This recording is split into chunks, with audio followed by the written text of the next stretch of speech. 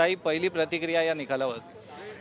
जे दोन प्रत्यक्ष शूटर्स आहेत त्यांना शिक्षा झालेली आहे ही आमच्या दृष्टीने महत्त्वाची गोष्ट आहे। कारण न्यायव्यवस्थेचं कडनं आलेलं वर्डिक्ट हे अतिशय महत्त्वाचं स्टेटमेंट असतं इतर कुणीही काही म्हणण्यापेक्षा।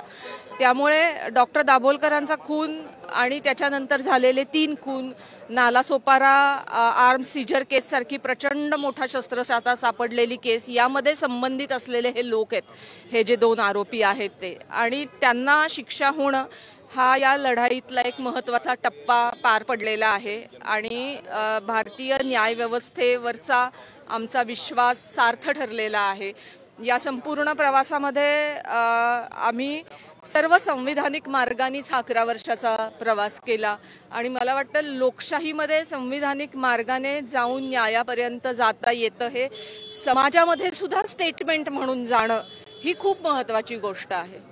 मारेकऱ्यांना शिक्षा होते, पण खरे जे मास्टर माइंड होते ते अजूनही पडद्याआड आहेत। ज्यांच्यावर आरोप ठेवण्यात आले होते की ज्यांच्या विरुद्ध पुरावे काही प्रमाणात तपास यंत्रणेला सापडले, ते मात्र पुराव्याअभावी आज निर्दोष सुटले। ते कुठेतरी तपास यंत्रणेचं अपयश तुम्ही मानता का, की जे आरोप लावले ते सुद्धा सिद्ध होऊ शकले नाही कोर्टात? खरं आहे, तपास यंत्रणेने निश्चितच खरं तर याच्या पुढचाही टप्पा आहे तपास यंत्रणेबाबत। कारण त्यांनी स्वतःच्या चार्जशीटमध्ये असं म्हटलेलं आहे तपास यंत्रणेने की हा व्यापक दहशतवादी कटाचा भाग आहे हा खून। तर असं असताना व्यापक दहशतवादी कट रचण्यासाठी खूप मोठी यंत्रणा लागते, खूप मोठे लागेबंधे असलेली माणसं लागतात।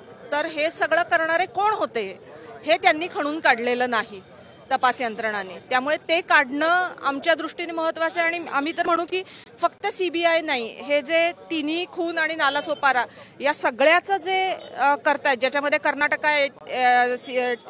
कर्नाटका पोलीस आले, महाराष्ट्र ATS आली, महाराष्ट्र पोलीस आले, या सगळ्यांनी मिळून या व्यापक दहशतवादी कटाचे सूत्रधार अजून शोधलेले नाहीत आणि ते शोधले पाहिजेत। पण मी म्हणेन की प्रत्यक्ष खुनी ही पण काही साधी गोष्ट नाही। तुम्ही जेव्हा गोळ्या घालता एका माणसाला आणि अजून अशा 3 खुनांमध्ये तुम्ही जेव्हा आरोपी असता, तेव्हा ही देखील साधी गोष्ट नाहीये। त्यामुळे ते पकडले जाणं, त्यांना शिक्षा होणं ही देखील महत्त्वाची गोष्ट आहे आणि लोकशाही मधला न्याय व्यवस्थेवरचा विश्वास कायम करणारी गोष्ट आहे। तपास यंत्रणा आणि प्रशासनाची कुठेतरी इच्छाशक्ती नव्हती असं वाटतं का? कारण की हत्या झाली दाभोलकरांची 13 मध्ये, खटला सुरू झाला 18 मध्ये, आज 24 मध्ये निकाल लागतोय, त्यातही आरोपी निर्दोष सुटतायत। आपल्या तपास यंत्रणा म्हणजे ज्या तपास यंत्रणा या प्रकरणाचा तपास करत होत्या त्यांना आजपर्यंत काहीच सापडलेलं नाही। कर्नाटकमधनं जेव्हा टीम आली दुसऱ्या प्रकरणाचा तपास करायला, तेव्हा त्यांना या प्रकरणातले धागेदोरे सापडले। जे हत्यार होतं ते सुद्धा अजून CBI सारख्या तपास यंत्रणेला रिकव्हर करता आलेलं नाहीये। तर कुठेतरी इच्छाशक्तीचा अभाव तुम्हाला वाटला का?